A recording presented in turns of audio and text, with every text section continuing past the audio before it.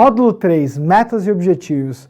Agora começa a ficar muito bacana, gente, porque é a tua meta, o teu objetivo, como construir. Esse é um módulo que a gente vai falar muito de como fazer, porque as pessoas não conseguem, mas principalmente alguns exemplos bem práticos que podem ajudar demais você no planejamento da sua meta. A maioria das pessoas, elas não sabem como construir metas. E aí acaba que elas ficam muito naquele achismo, nos sonhos, nunca realizam alguma coisa, e quando realiza é meio que acidental. Isso não pode acontecer. E por isso que antes de começar a entrar na parte da bufunfa, a gente, se você reparou, a gente está pegando e colocando alicerce para que a estrutura seja sólida. Não adianta construir algo grande com areia, simplesmente. Nós precisamos de pedra, tijolo, cimento e construir tudo uma base incrível. E metas e objetivos agora é um dos módulos mais bacanas. E para que nós possamos começar, essa é uma das frases que eu mais gosto, que é do Peter Drucker, que é um dos papas que nós temos dentro da administração, do marketing, que ele sempre diz, a melhor maneira de prever o futuro é criá-lo. Não adianta simplesmente a sorte, o achismo de achar que as coisas vão acontecer do nada. Nada acontece do nada, gente. Tudo acontece baseado em planejamento. E a melhor maneira de você saber como será o seu futuro é hoje a gente plantar e criar. E por isso que esse módulo é um módulo crucial para que você possa plantar e colher algo que seja incrível. Esse treinamento é um treinamento de finanças pessoais, mas muitas pessoas elogiam muito ele pelo fato de nós trabalharmos muito esse mindset. Porque em todas as consultorias, todos os treinamentos e palestras, nós vemos que as pessoas elas até absorvem informação, mas como não é preparada uma base para isso, essas pessoas elas abandonam muito rapidamente essas metas. E por isso que a gente precisa bater um papo muito forte sobre como construir metas. E para que a gente possa começar, nada melhor do que fazendo uma lista.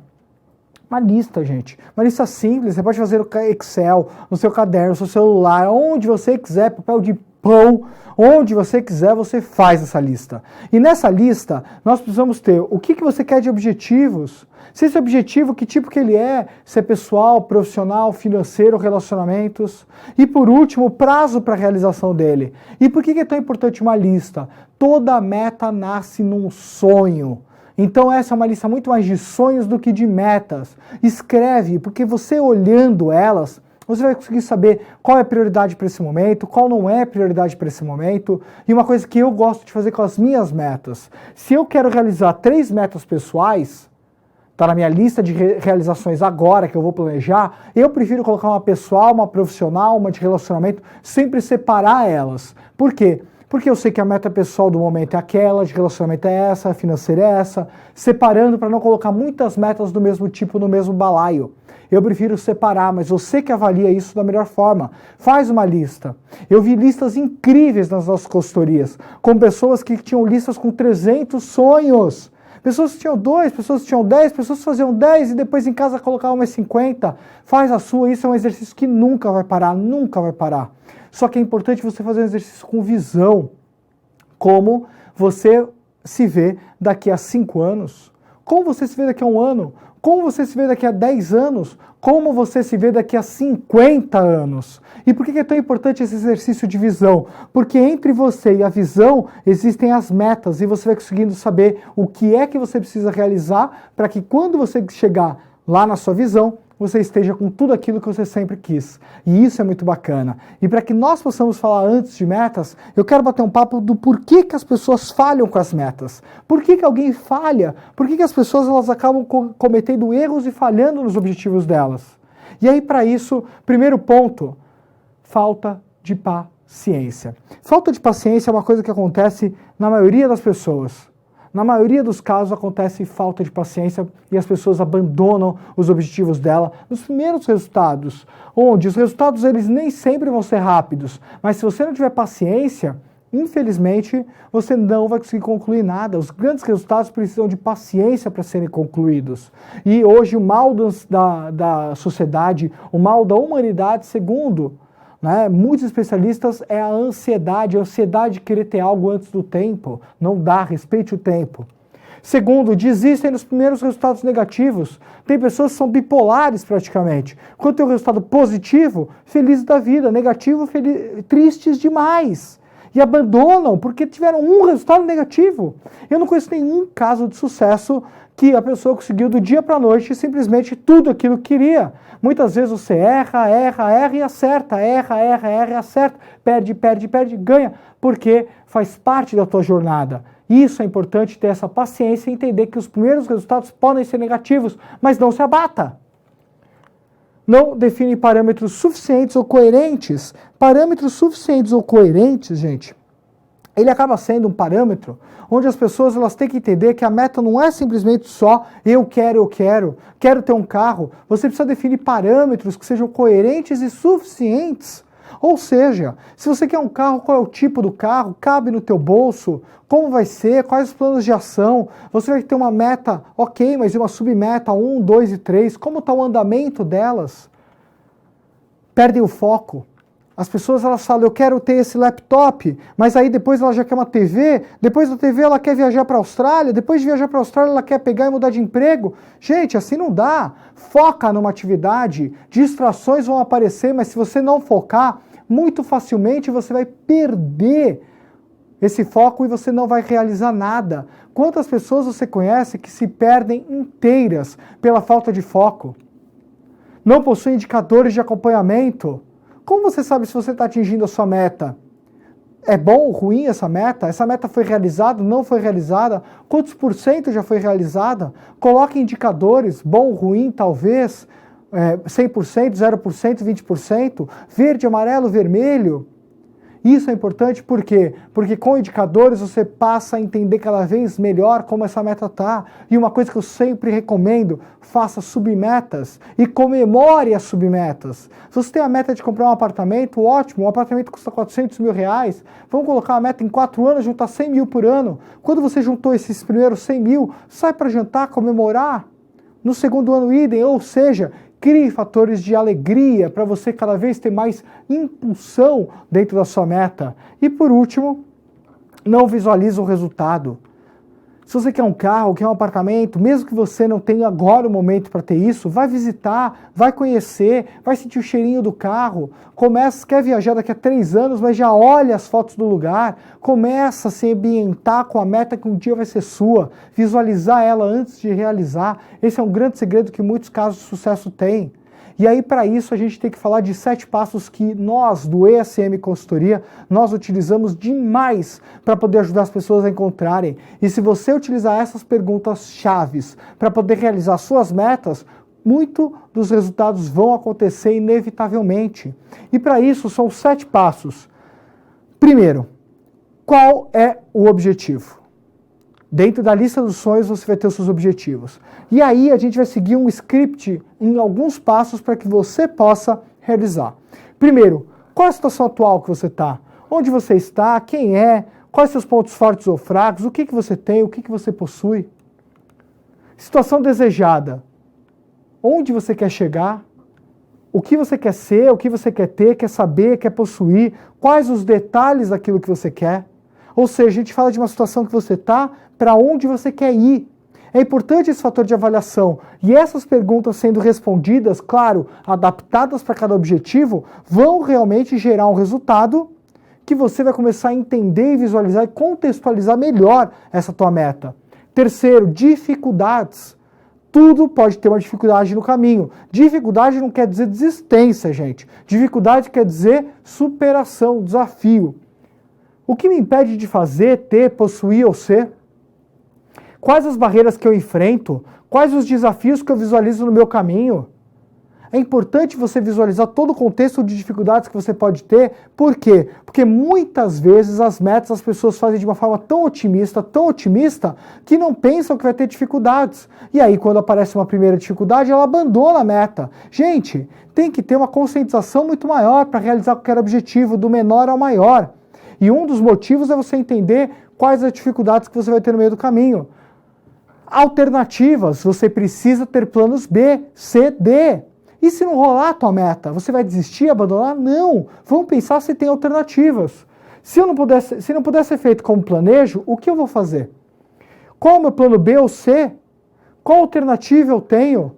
Se você não puder ter aquilo, existe como ter outra coisa? Existe como substituir? Existe como você fazer alguma coisa? Isso é importante. Se você não tem como ir de um jeito, vai de outro. E existe isso, vai ser um caso em todas as metas. Eu queria viajar para um país, mas eu não vou poder viajar, eu vou para outro. Ótimo, também é bacana, é uma meta também. Contexto. O fator de me dedicar a esse objetivo me faz ganhar alguma coisa ou perder. Isso é importante. Porque se você toma como decisão comprar um carro, será que isso não pode ser concorrente ao fato de você querer fazer uma pós-graduação?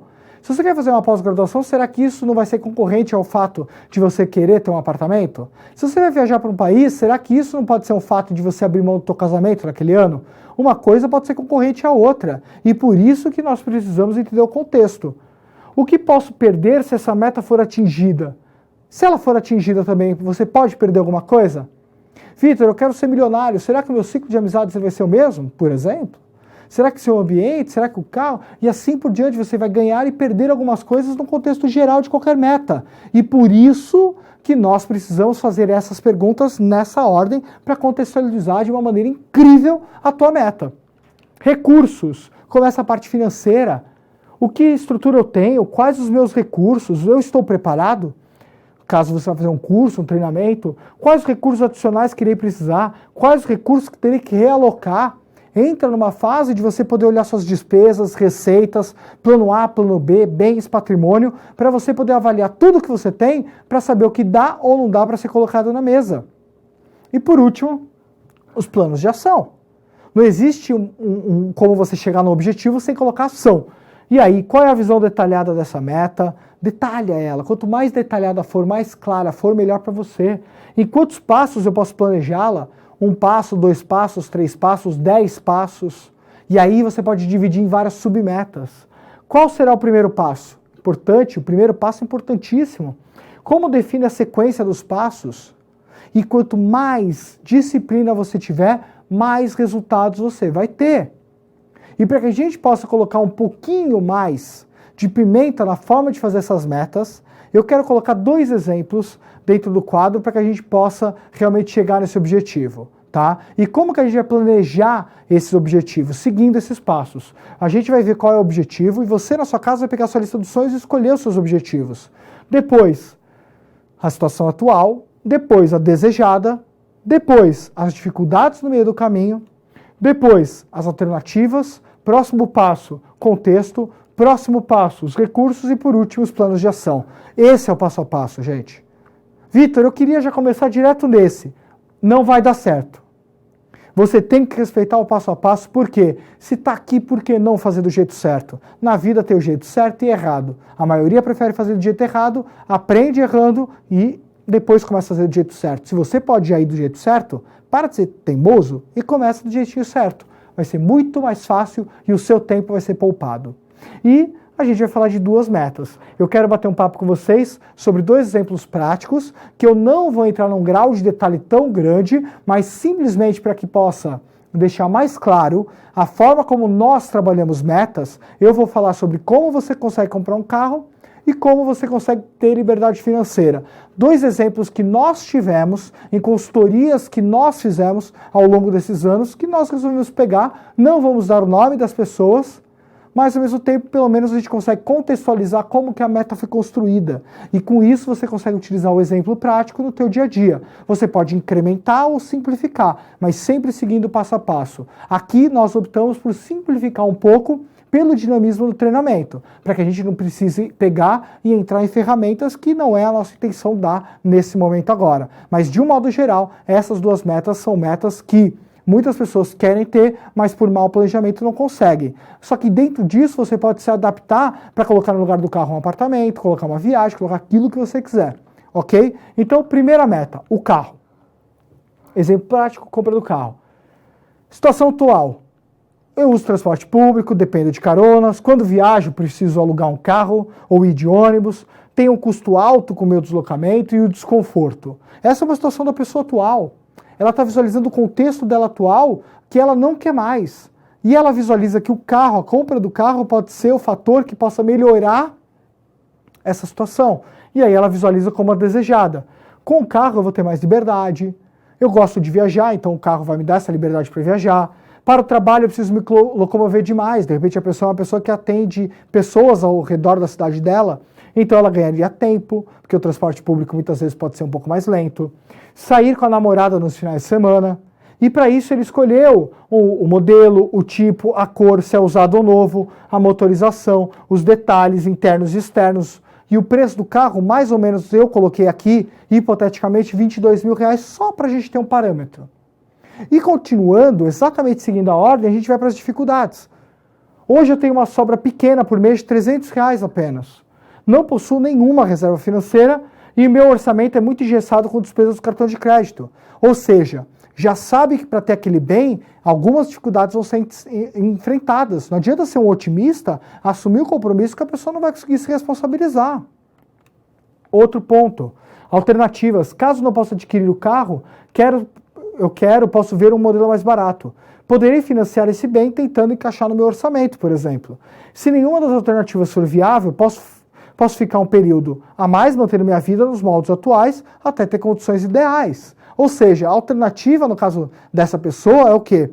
De repente, prosseguir ou não prosseguir com o carro, mas é importante você visualizar o leque que você tem. Porque se você não visualizar, você vai se surpreender e muitas vezes negativamente por não conseguir a meta, ou se conseguir, pode perder ela durante.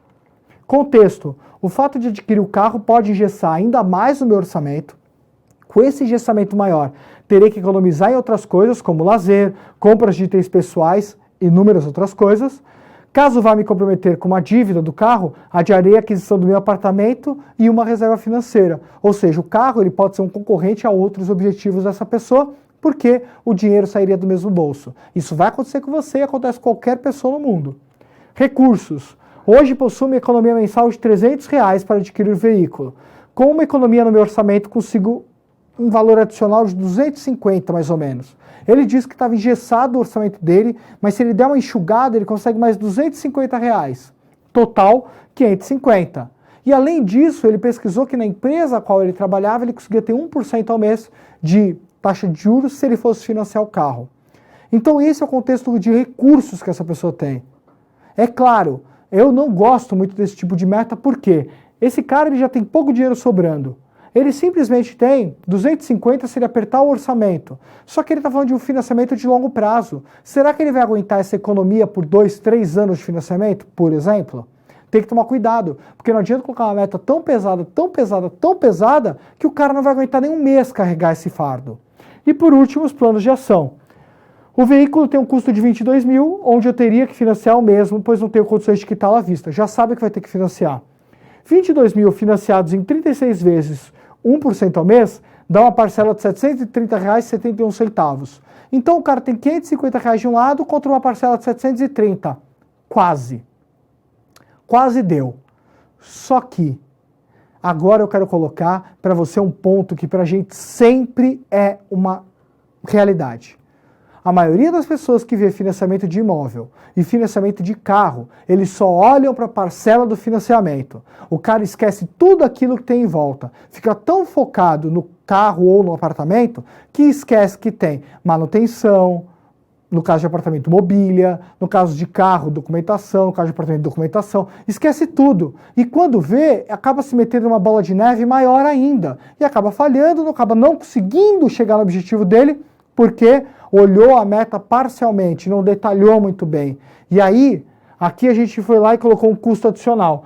Teria um custo mensal adicional de seguro, manutenção, gasolina, estacionamento, além de pagamentos periódicos como revisão, impostos e multas, no valor de R$ 565 por mês. Então o carro dele, a parcela dá isso.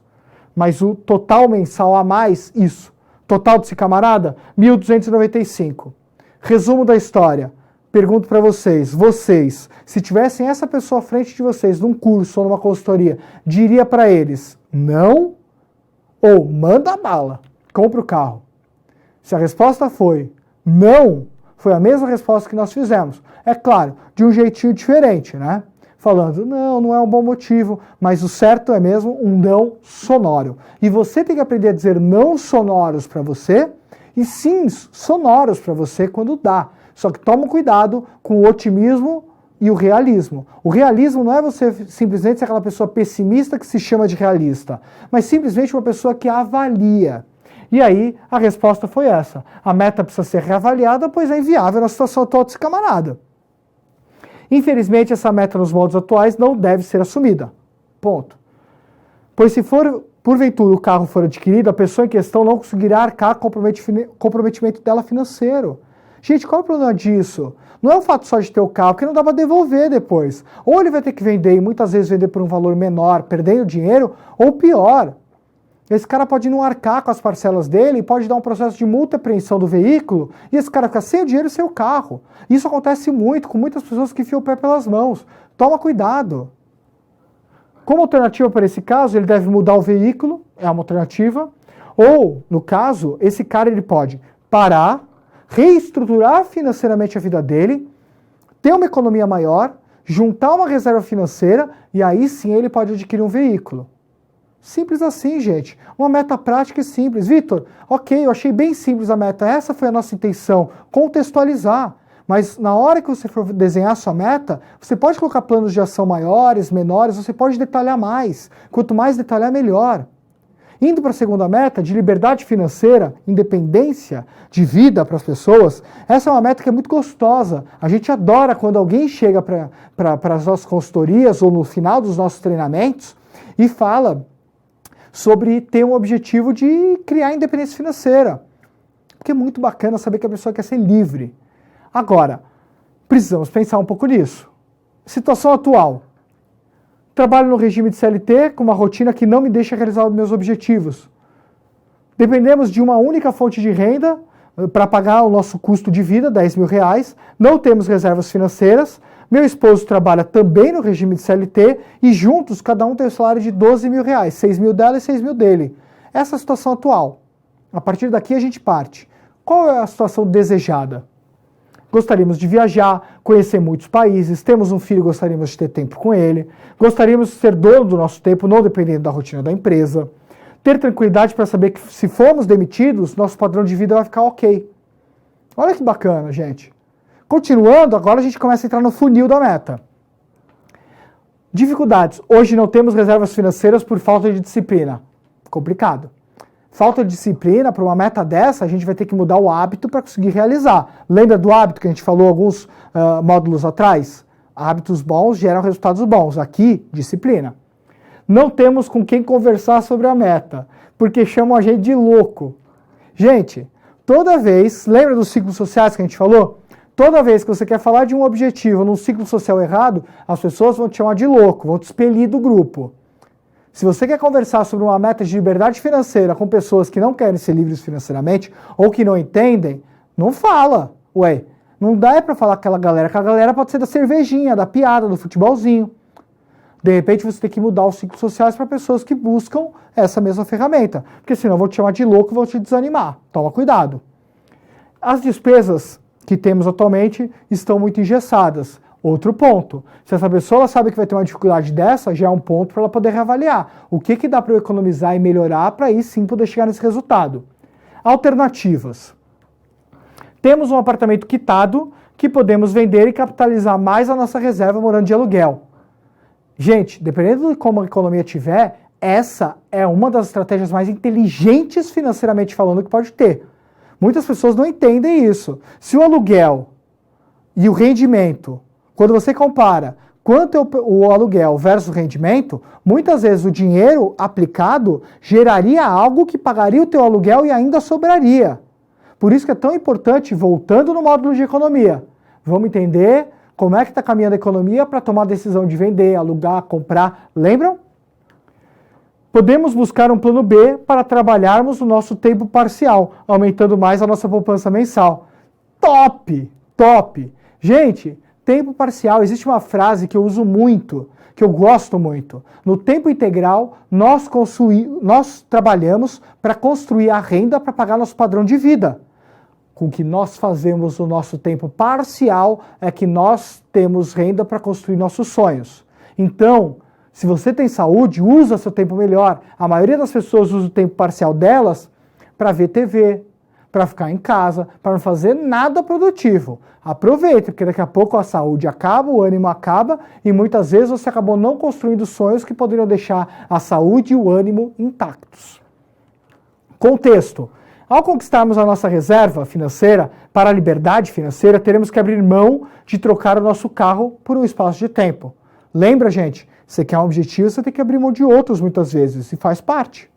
Se, no caso, optarmos por acumularmos mensalmente uma poupança maior, teremos que selecionar melhor os nossos momentos de lazer, despesas, compras, viagens. Faz parte. Um objetivo pode abrir mão de outro, pode complementar o outro. Por isso que é tão importante você saber o que você quer mais. Recursos. Do nosso orçamento mensal, conseguimos juntar por mês R$2.000. Optamos por uma opção de investimentos que rende 1% ao mês.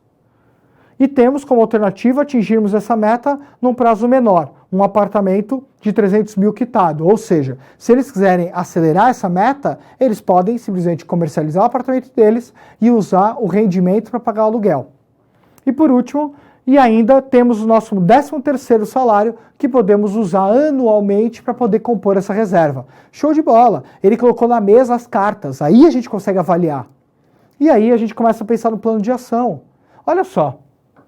Para atingirmos a nossa liberdade financeira, temos que ter o nosso dinheiro rendendo mensalmente R$10.000.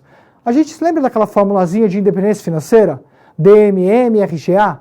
Se eles tiverem o dinheiro rendendo 10 mil e a despesa dele é 10 mil, a gente está falando de que praticamente eles pagam o padrão de vida com rendimentos, fora aquilo que eles podem ter de renda paralela. Sendo assim, com o nosso rendimento de 1%, eles precisam acumular R$1 milhão. R$1 milhão rendendo 1% ao mês dá 10 mil certinho.